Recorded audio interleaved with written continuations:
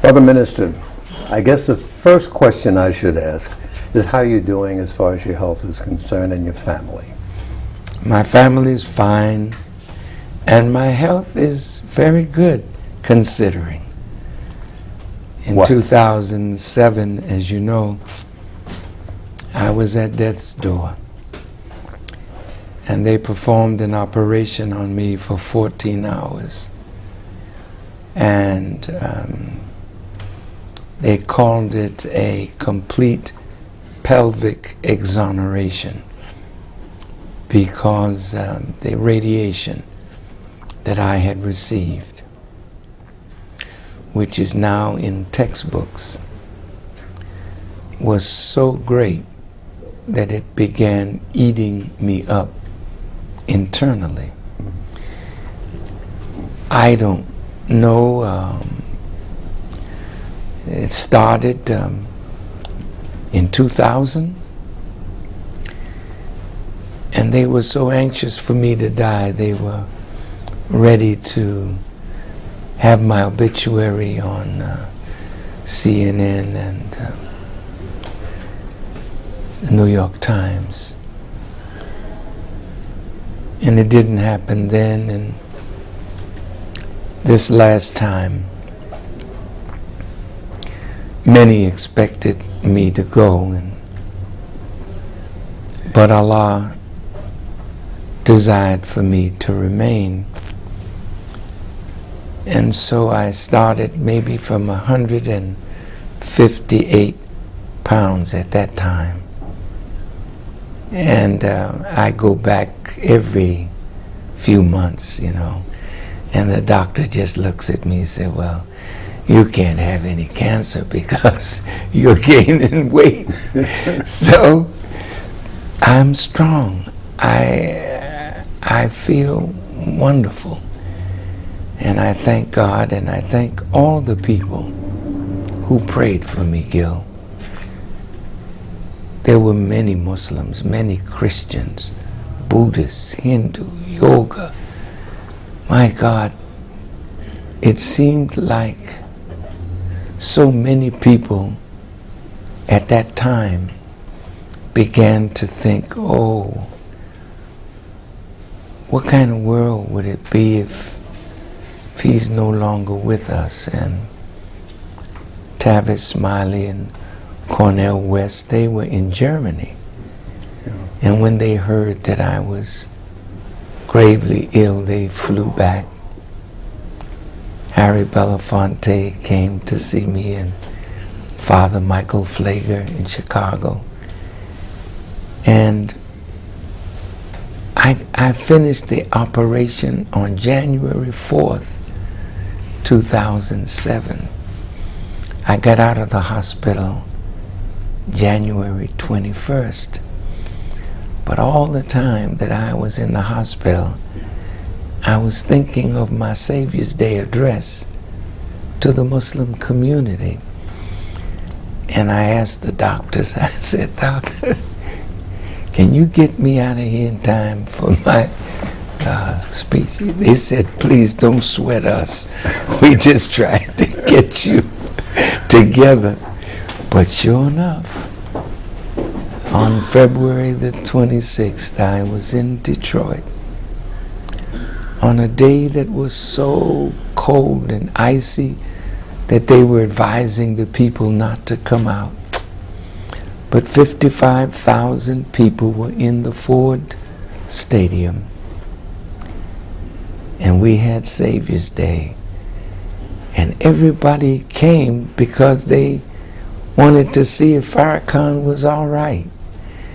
And I spoke for 2 hours and 5 minutes or so. And I felt very strong. And I've been going ever since, and no setbacks. So I'm grateful.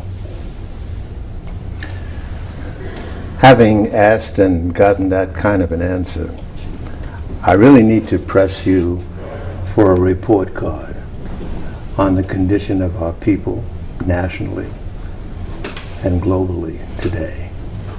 What is your assessment of where we are today? I'll start with the known. So many of us, Brother Gil, have advanced in this society. We have a beautiful brother as a president of the United States, his beautiful wife and children as a wonderful example of a family that is exemplary and caring and loving. And Brother Barack has brought many very talented black men and women into government. And when I turn on the television and I look at the representation, the intelligent representation of our people, no one can deny that we are qualified to run a government. That's the good side. But the Honorable Elijah Muhammad says, no one man can rise above the condition of his people. So the flip side of that is, when we look at the masses of our people, we're not going forward, we're going backward. When we look at the condition of our young people, the dropout rate in school, the lack of desire for learning, when we look and see how the enemy has made some of us exceedingly rich through our songs and our raps and our sport and our play, but he has made us rich, and we have gained fame and fortune through vulgarity and filth. So sometimes we think that wealth and fame legitimizes what we do. But this is part of a grand scheme to make some of us very rich as a buffer zone between the angry masses and the super rich classes. And so the masses of our people, in spite of being overjoyed over Barack Obama and the recent election, are yet disillusioned by the poverty, the want, the joblessness, the high rate of disease, lack of health care among our people. So the mass condition is not good.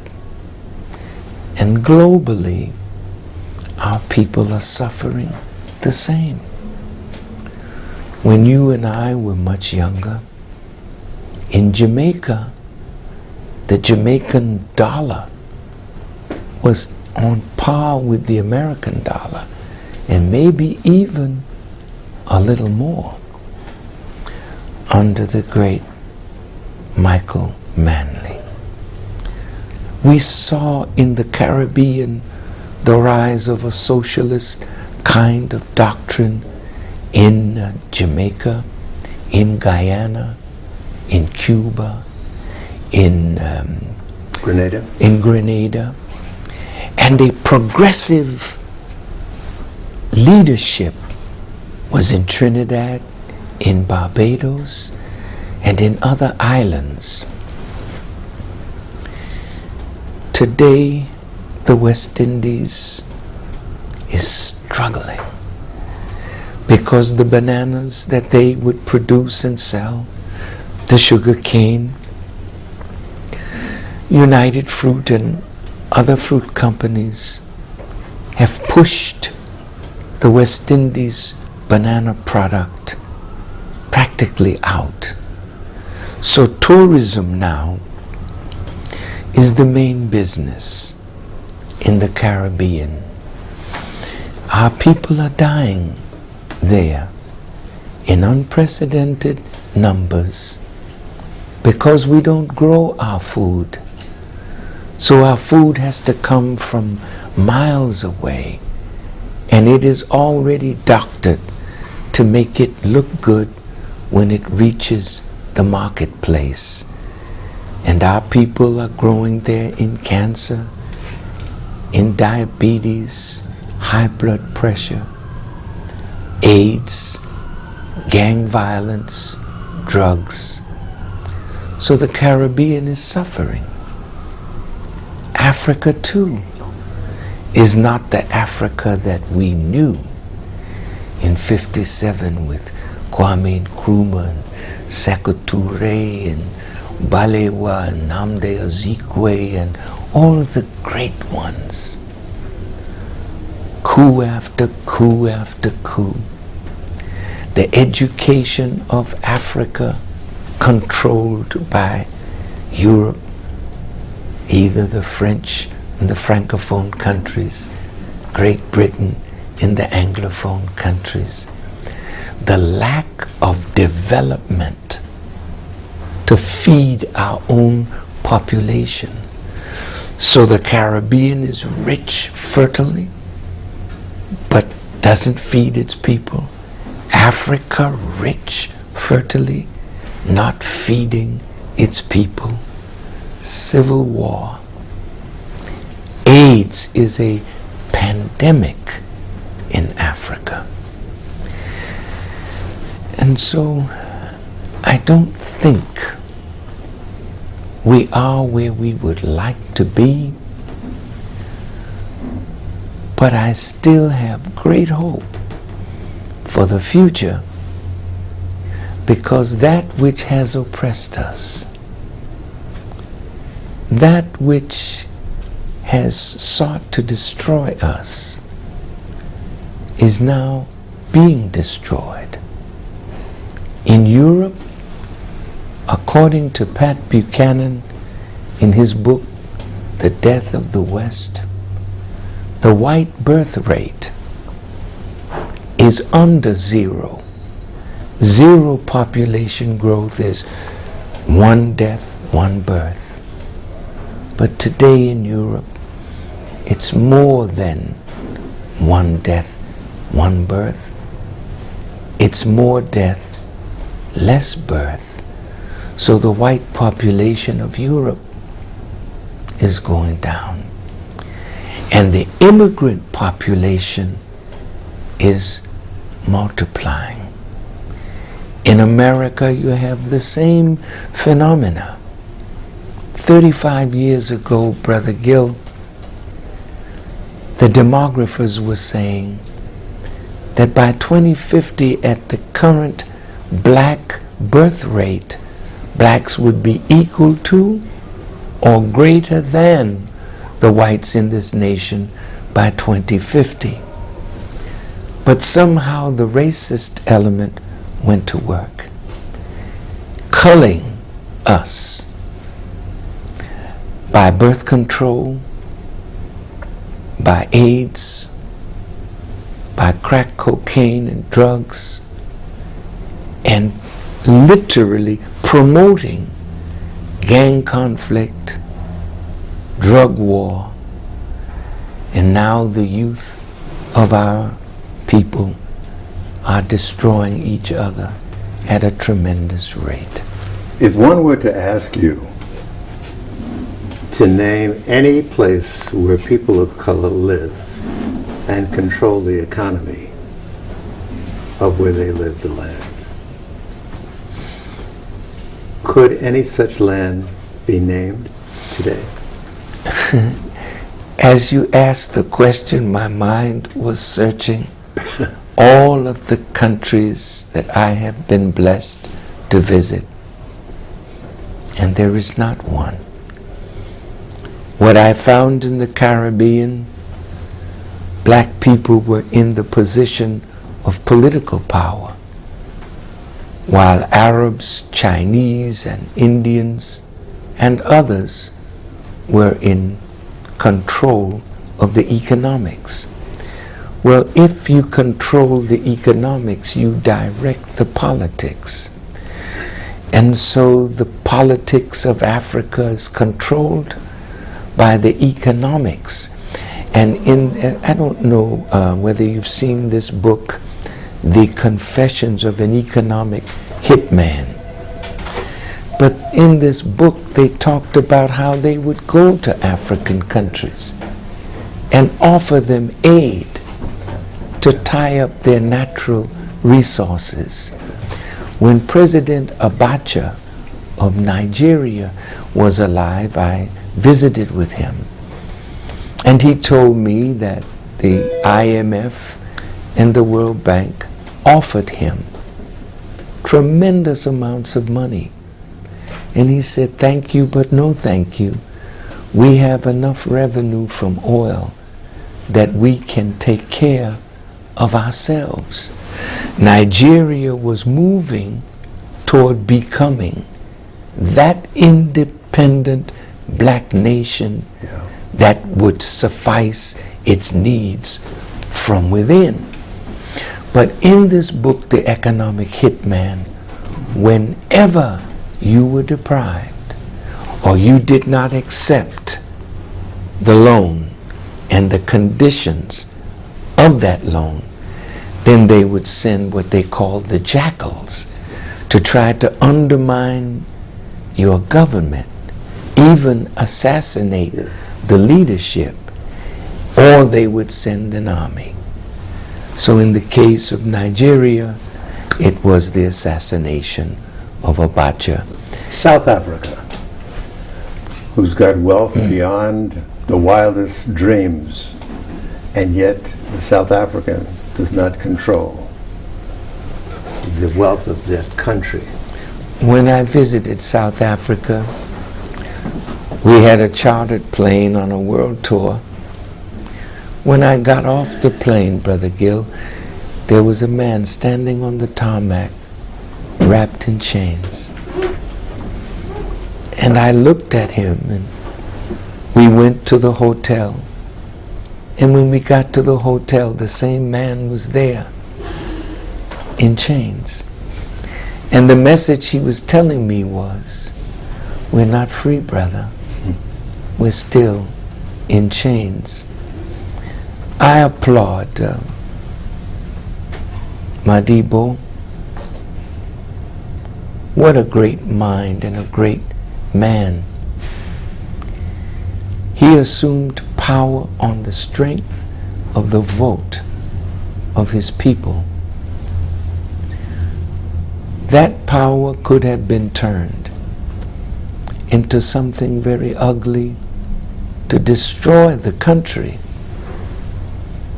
But he patiently waited for a new generation to develop, highly learned, that they could take over sections of the economy that they may not have been prepared for at the time that he won the presidency.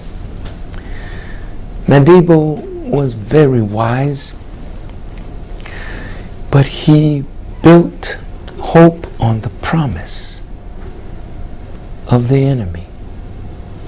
They promised him that they would put electricity, that they would help him build 100,000 new homes, and they would help him do this and that. And when I visited there again, Johannesburg was gone. Like it was in Gary, Indiana, when Gary was a great industrial city, but when our brother Mayor Hatcher became the mayor, the whites who controlled the economy moved out of Gary to Merrillville and Sherrville, and they built a community economically fine, but Gary died. And when I last went to South Africa, Johannesburg was dead. And the beautiful hotel, 5-star hotel that I was in was empty. And when I talked to this Madibo's ex-wife, Sister Winnie said, they promised my husband so much, and they gave him very little. So when a man of his stature stands and promises the people, because behind him was a promise that they never intended to keep, his image then becomes damaged. And even though history will record him as one of our great giants, South Africa today is still suffering. The black people in South Africa are still in great pain. The economy is in the hands of the whites, the Asians, the Arabs, and a few blacks. So South Africa's story is the same as the story of black people all over the world. And this is why, Gil, Elijah Muhammad came with a message to the black man. Because there's something evidently missing in us. We are not inferior. We are the fathers and mothers of civilization. But colonization and slavery has done something to the African mind that we need, as Elijah Muhammad said, to be resurrected from mental death. Now just think about that statement, Brother Gil, mental death. Because life is activity. And the activity of life is seen in business. The business of providing food, clothing, shelter, education, well-being, and health to your people. If we in America, being blessed to have graduated from some of the finest universities in this country, yet we are not providing food, clothing, or shelter, jobs, or health to our people, but are instead begging our former slave masters and their children to do this for us, then there's something in us that's missing that needs to be given. But there was a fire in the 60s, especially among young people. SNCC and the students were very active, angry, vocal, and yet we don't see much of that today. What happened? In the 60s, Brother Gil, when you and I were young men, younger men, we were filled with the inspiration of Elijah Muhammad, Malcolm X.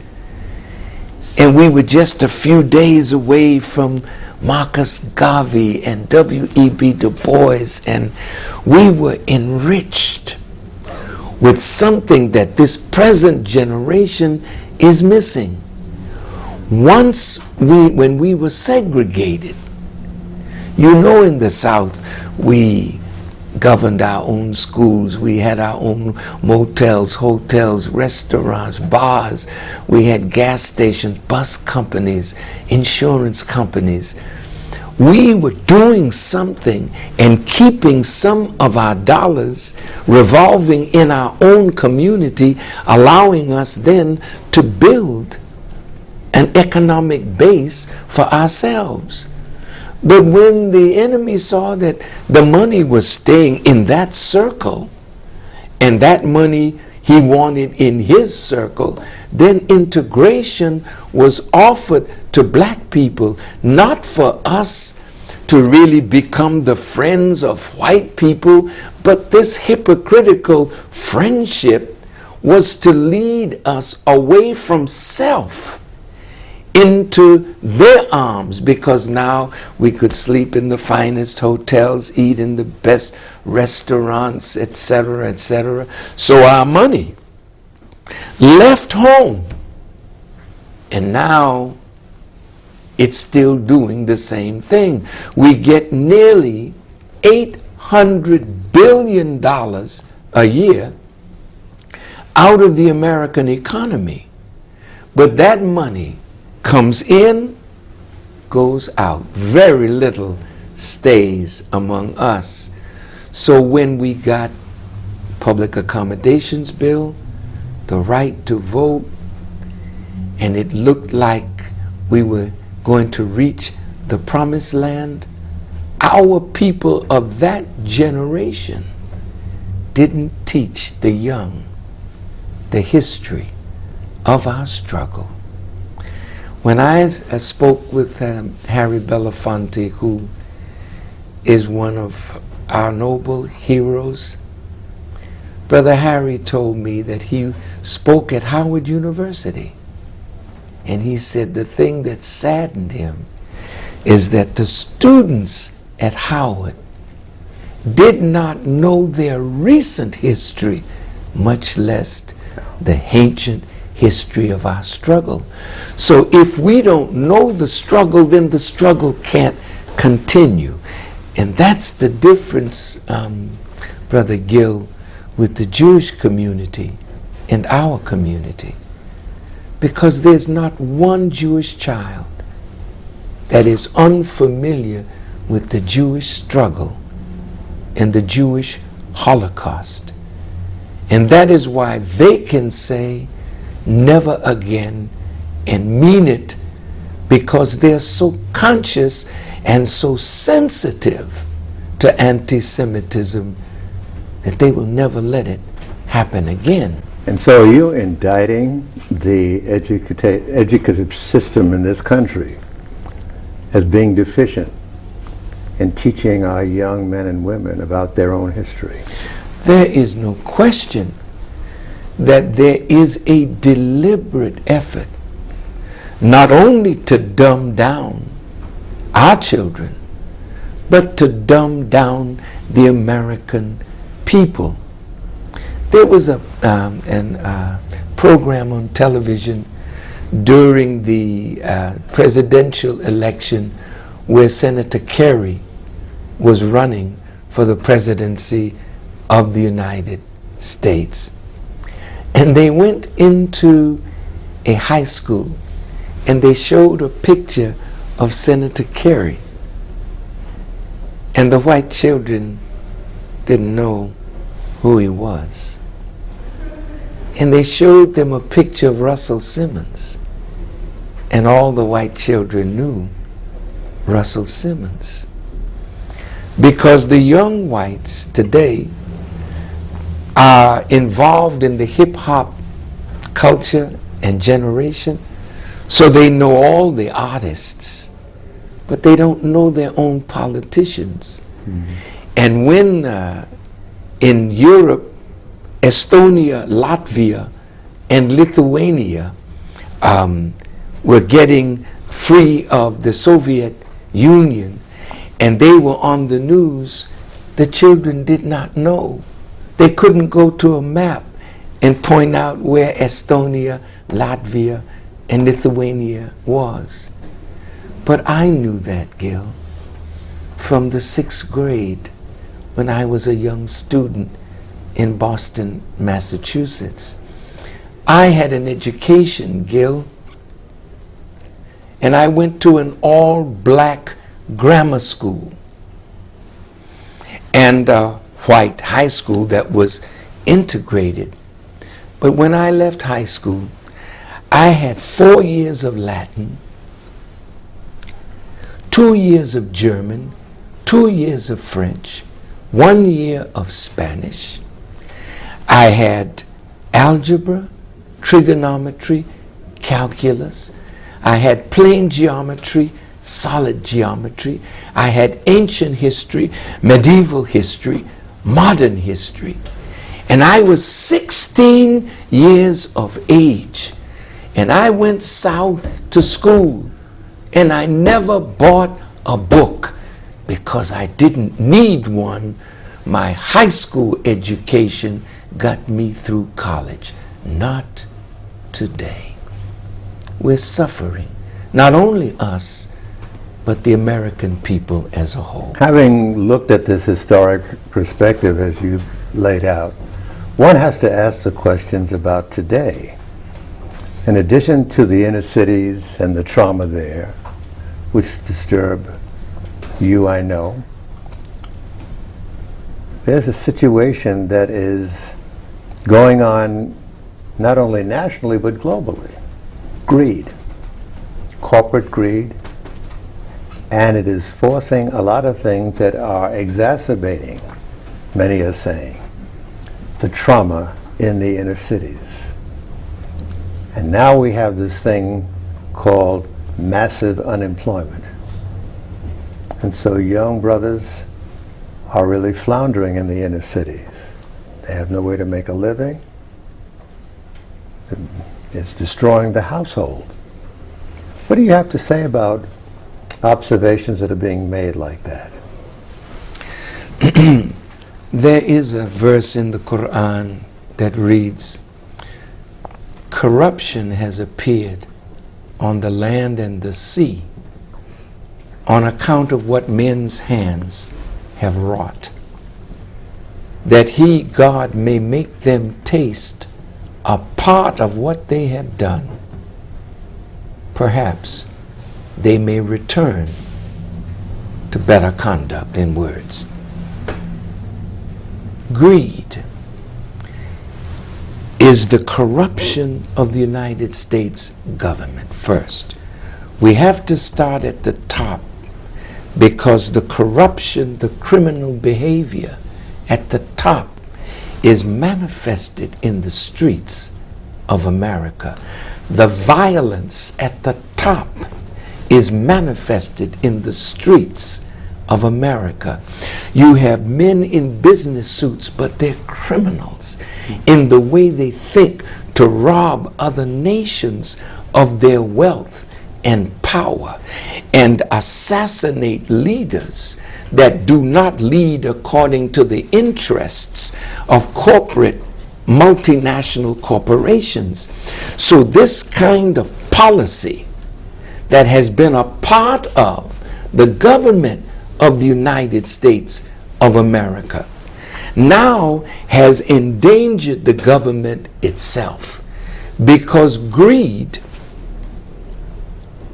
and special interests and powerful lobbies control the U.S. Congress. So the U.S. Congress is not the Congress of the American people, it is the Congress of special interests. And when special interests can spend billions of dollars to influence legislation that benefits the special interest but not necessarily the mass American people, then the government is caving in from the top. And now recent polls show that only 21% of the American people, or the popularity of the Congress, has sunk to 21%. Well, now you're fueling anarchy in the country. And this is why these militia groups that are angry with President Obama, angry with the government, angry with the administration, angry with bailing out the criminals. The international bankers were criminal in the toxic paper that they gave to unsuspecting American people, and an awful lot of black and poor people could get into a home that is their natural desire to improve their condition. But when the interest rates went up and the mortgage rates almost doubled, then foreclosure. So the masses of the people that are losing their homes, losing their cars, losing their 401ks, losing any health benefits because they're losing their jobs, because greedy international corporations that got their benefit from America started shipping jobs overseas to cheap labor markets, then sending the product back to America, selling it at high prices to increase the bottom line. They call that outsourcing of business. Yes. Of jobs. But now it is producing the destruction of the United States of America. There is no country that cedes manufacturing to some other place. Every country has a responsibility to feed, clothe, and shelter its people. But under globalization, they're destroying the ability of countries to feed, clothe, shelter. Years ago, Gil, if I came to you in a suit, the suit would have a sign, made in America. The shirt would be made in America. My underwear would be made in America. The shoes that I wear would be made in America. Today, you can't find that anymore. And manufacturing is in China. Manufacturing is in India. Manufacturing is in Brazil. But America has lost its manufacturing base. So now what do? We're a service-oriented economy.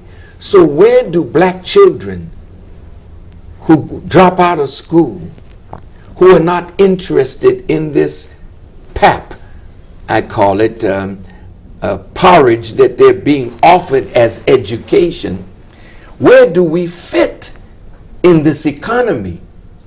We don't. And because we don't fit, then drugs and gangs and crime, starting from the kindergarten, our children are being maneuvered into the justice system. There's a growing hue and cry about the amount of money that is being spent in wars overseas. It started in the 60s with Vietnam and Korea.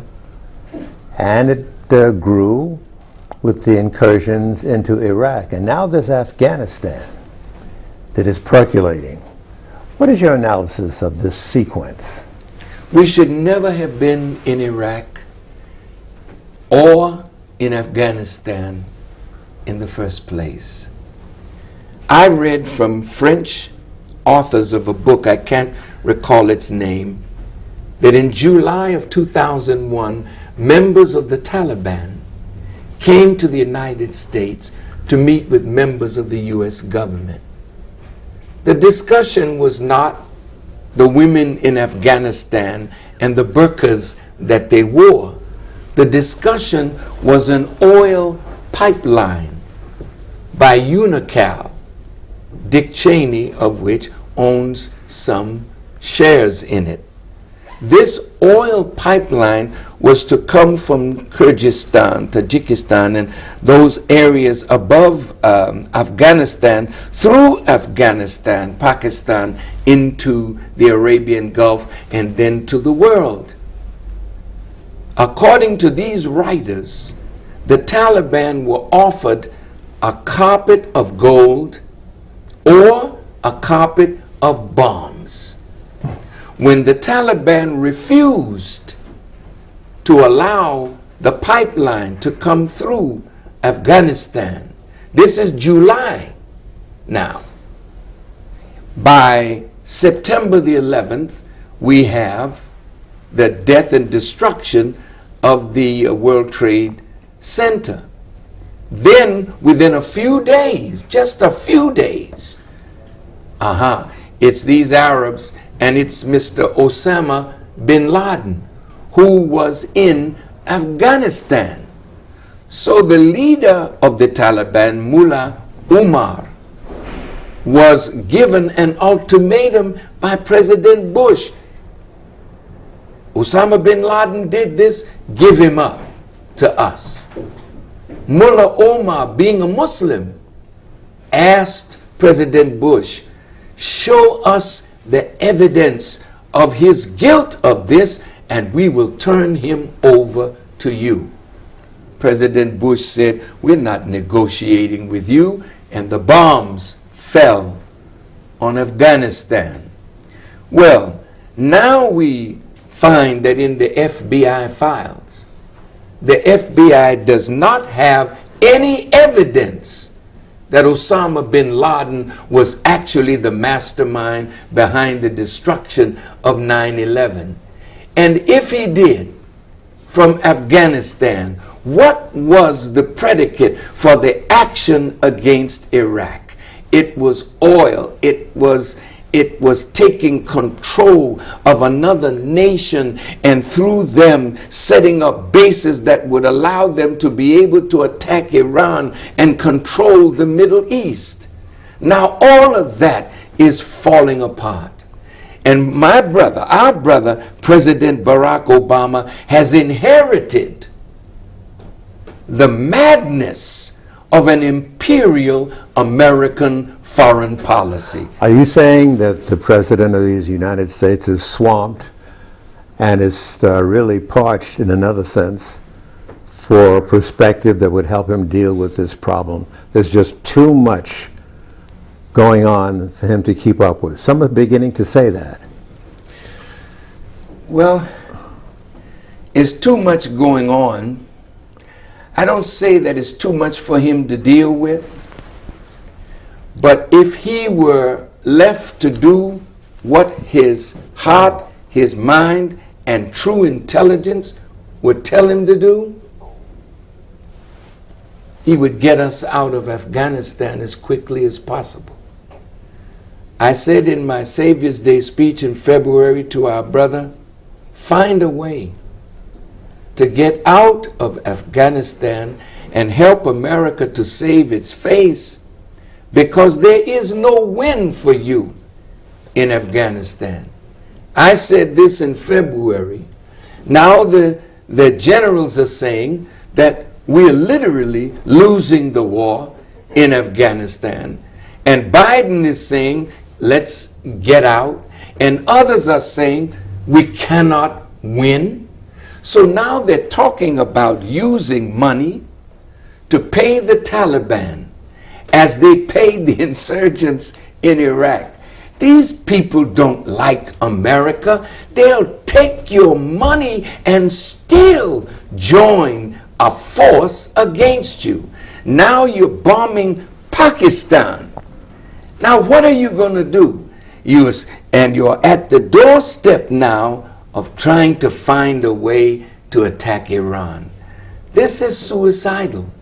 America is losing all over the world if she continues on this path. Many are asking, though, why don't we have the student uprising that we once had in the 60s? Why aren't the students out there raising Cain as they once did about what you've just cited? Because there's a lethargy. There's a, look, Gil, in the 60s, sex has always been with us. We have always loved the female, those of us who were natural men, and the women naturally loved their men. In the 60s, the flower groups, they were sexually active, but they were conscious. Look at the titillation in the movies, in the magazines, in the recording industry of sex. So when a man's head is between his legs, how can he think progressively? When you see the drug now, the imports into this country, the appetite in the American people for drugs, where it is an insatiable appetite that is growing. So the poppies in Afghanistan, the drugs in Central and South America, they have a big market in the United States. And it's because the people are dumbed down. The people are lethargic. The people's head is between their legs. The people are not conscious. The people need a stimulus package to awaken them. Not money, but the fall of the economy of the country will wake up a drug addict. Because if you don't have the money, you can't get the drugs. If the money dries up and the dollar falls into nothingness. Now, if the inflation goes up, which they're thinking that they're going to raise the interest rates, and if the inflation goes up, the dollar is going down. They're printing money that they have no backing for. They're just printing and printing more and more money. And that's why the American people are so angry with President Barack and TARP and the Bush administration that gave a bailout. A bailout to who? The very people that are robbing the world and robbing the poor have been bailed out by the poor, and the country is so far in debt today that it doesn't look like America will ever get out of it. Do you have a prescription for the deterioration in the black home? Because so many homes in the hood are broken. The man can't provide, and the women are angry in many instances. There's a lot of bloodshed. The young people are on each other's back. Do you have any prescription, any hope? Yeah, of course. There's lots of hope, Brother Gil. But we have to lose hope in that has destroyed us and begin to hope again in ourselves. You know, the paper that we would get a loan from the bank, and the banks would bundle that loan and sell it to foreign countries. It's called toxic paper. Toxic paper destroyed the economy of the world. What you see in us is extreme toxicity. We've been poisoned against ourselves, and the black community now is considered toxic waste.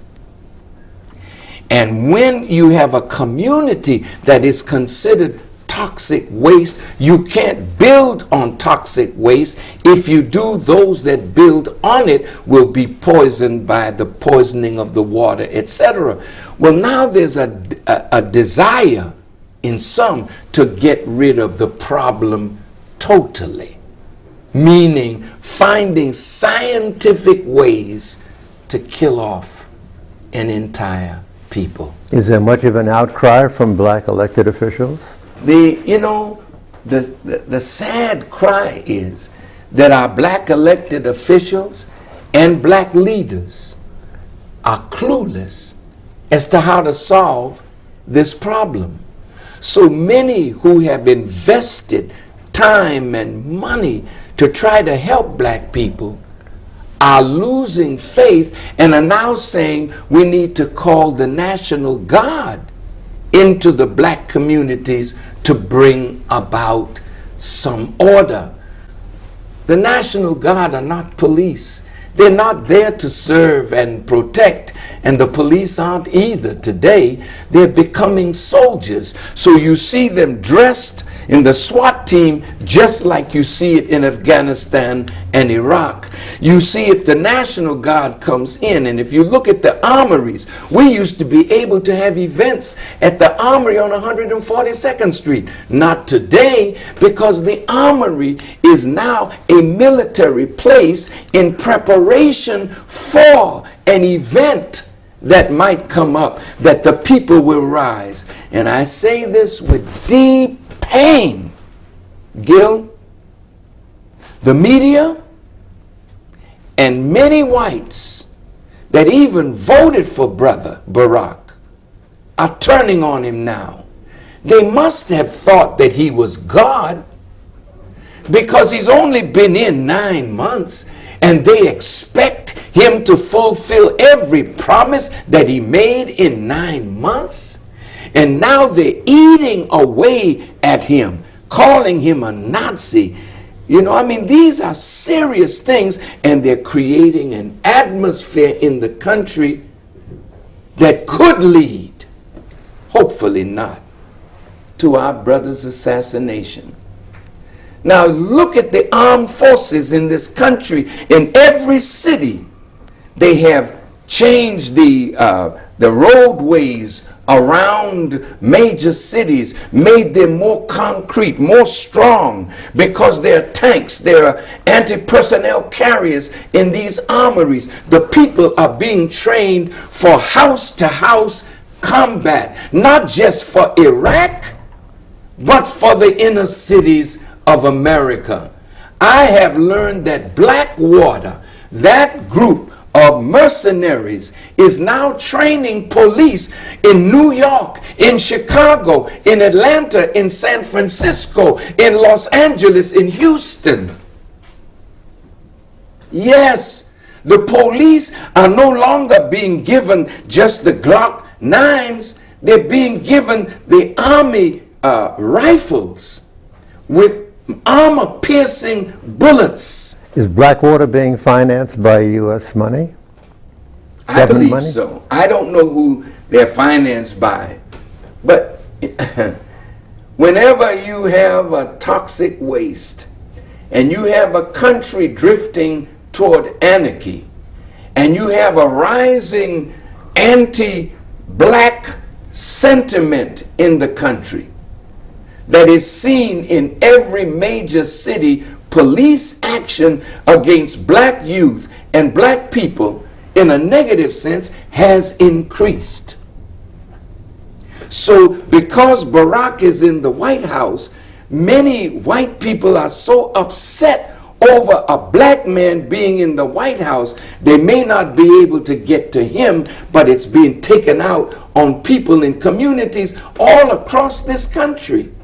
So instead of it being a post-racial America, which it seemed to be with the whites that voted for our brother, but as this is turning now, and the anger is kindled in white America, this thing is going to get very, very ugly if the dollar falls and the economy collapses. Only God knows what will happen. But at the end of the dark night, there will be a brighter day for those who survive.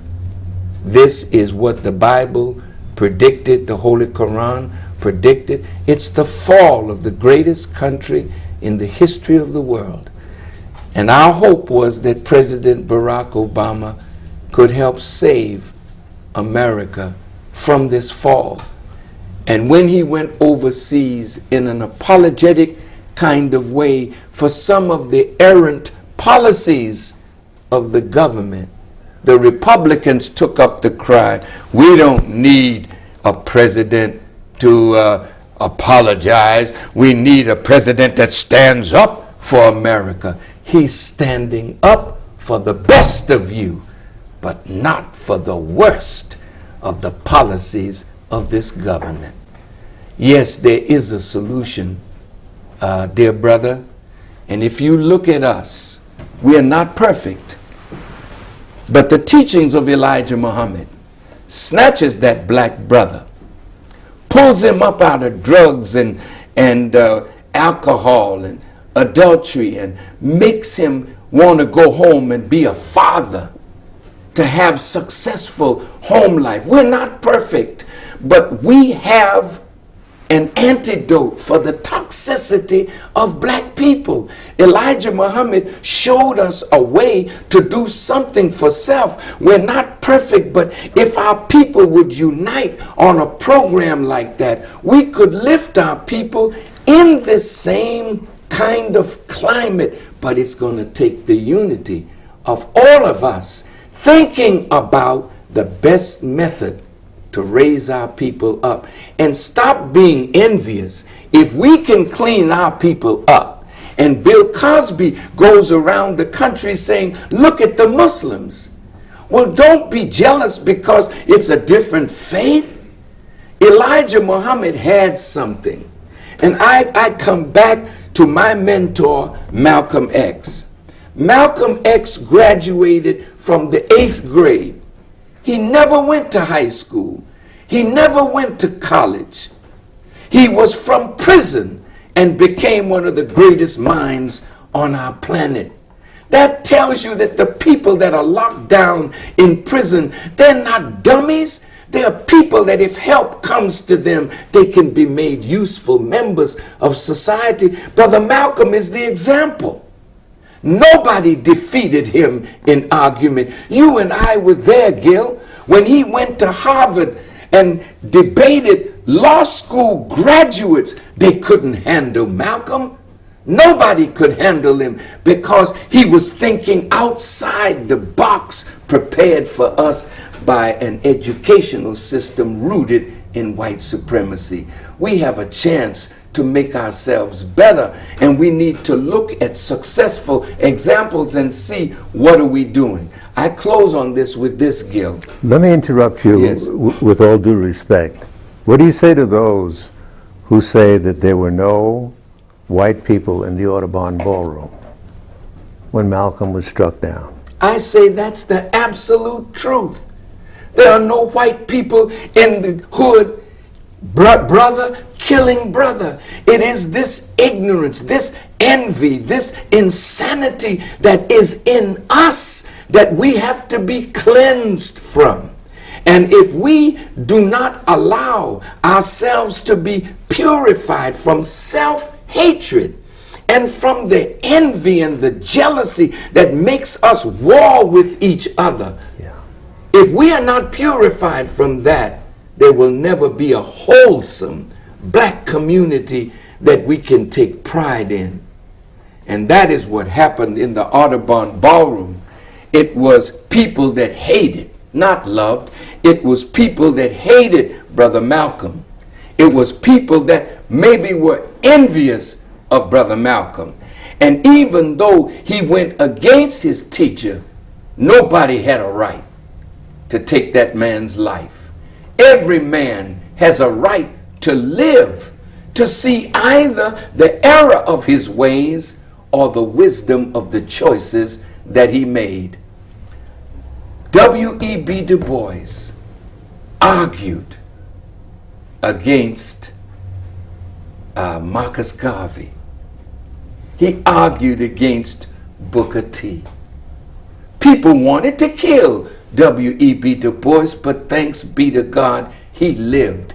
And because he lived, a giant emerged. And Marcus Garvey died in England. And W.E.B. Du Bois died in the Africa that Marcus Garvey was beckoning him to. If Malcolm were alive today, God willing, we would be a better people. If Martin was alive today, we would be a better people. But those of us who inherited the legacy of these men, many of us have already been bought off.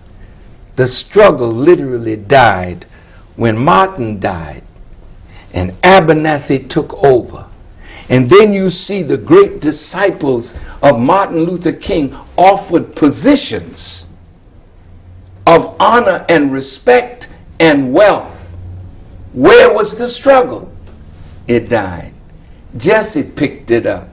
Sharpton picked it up. There's no such thing as irrelevance for Jesse Jackson or Al Sharpton or the NAACP or the Urban League or SNCC. These organizations have more relevance today because the condition of our people is worse today than it has ever been.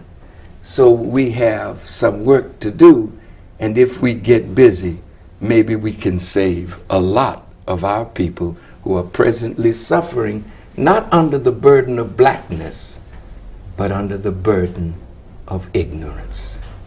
Would it be safe then to say that the fire that burns in Louis Farrakhan is optimism. Oh, absolutely, Gil. If I thought that there was no hope and that all the work that we had done was for naught, well, it's time for me to die then. I would rather be off the planet than to be a part of the decay and death and destruction of our people. I know that this is very dark, but the darkest hour is just before the dawn.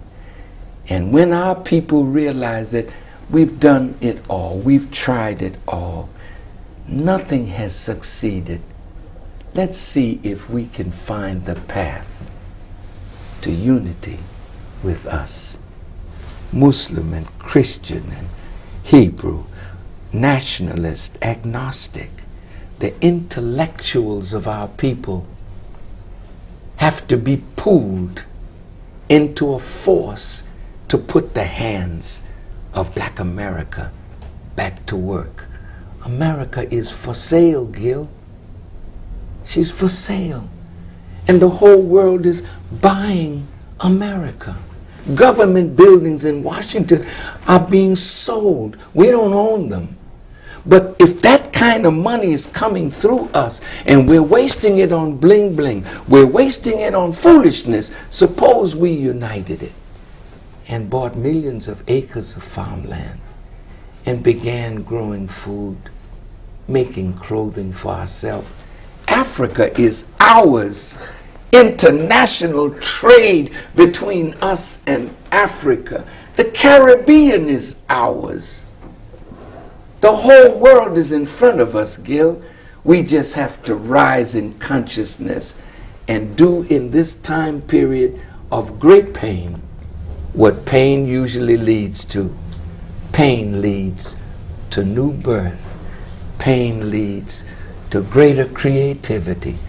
Pain led you and me from our mother's womb onto this planet to make a difference. Thank you, Brother Minister. No, thank you, Gil, for the honor, the privilege of being a part of your show. And I thank you on behalf of all of us who have benefited from your sacrifice, from your suffering, from your labor to educate us. May God bless you. May God bless your family. And let there never be a death for Gil Noble. That no matter when we're gone, Gil, we want people to say, there was a noble man named Noble. Oh, boy. That educated our people.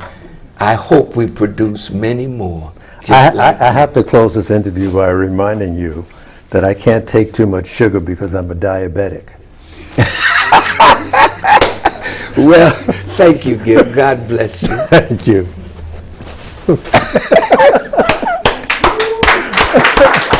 Isn't it something?